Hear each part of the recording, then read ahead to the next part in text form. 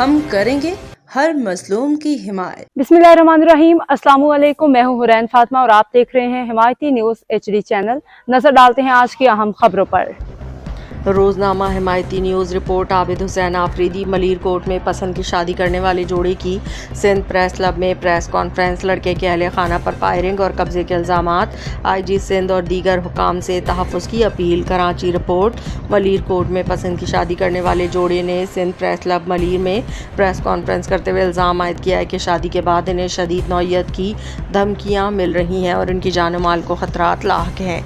Press conference में 35 साला अमीर बख्श अब्दुल कादिर 19 साला नताशा ने बताया कि उन्होंने बाहिमी रजामंदी से मलीर कोर्ट में निकाह किया और अपनी नई ज़िंदगी का आगाज़ किया। उनके मुताबिक ये फ़ैसला मुकम्मल तौर पर अपनी मर्ज़ी और खुशी से किया गया। अमीर बख्श ने इल्ज़ाम लगाया कि लड़की के अहले खाना की जानिब से मुबैना तौर पर फायरिंग के वाक़यात और जायदाद पर कब्ज़े की कोशिशें की जा रही हैं। उनका कहना था कि उन्हें मुसलसल धमकियाँ मौसूल हो रही हैं जिससे वो सख्त खौफ व ख़तर में हैं।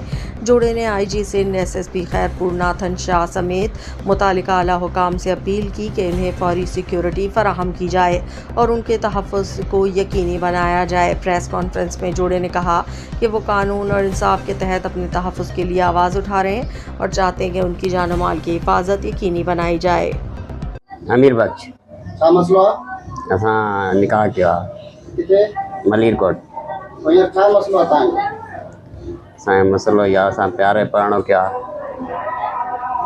असांखे जेका जान खे ख़तरो आहे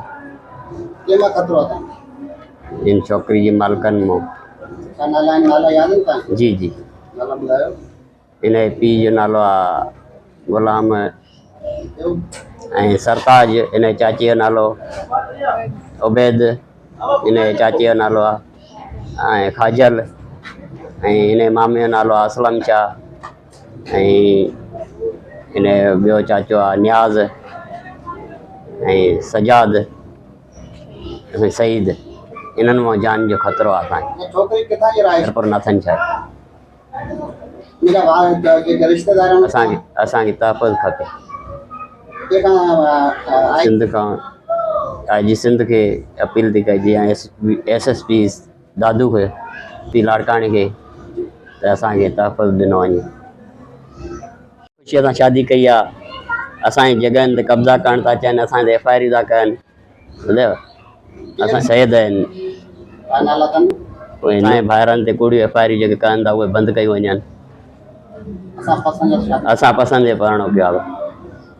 असां राज़ ख़ुशी सां निकाह विधो ऐं असांखे ख़तरो आहे पंहिंजे घर मालिकनि खां। असांखे तहफ़्फ़ुज़ ॾियो। उबैद ऐं सैयद ग़ुलाम अली शाह, सजाद, सरताज, नियाज़ ऐं सईद ऐं असलम शाह। उहा कोन्हे। मां पंहिंजे राज़ ख़ुशी सां निकिती आहियां। हिन जो अमीर बख्श मुंहिंजो घर वारो आहे। ये अपील आहे त असां ॿिन्हिनि खे तहफ़्फ़ुज़ खपे। अब तक के लिए इतना ही। मज़ीद खबरों और अपडेट्स के लिए देखते रहें हिमायती न्यूज़ HD चैनल।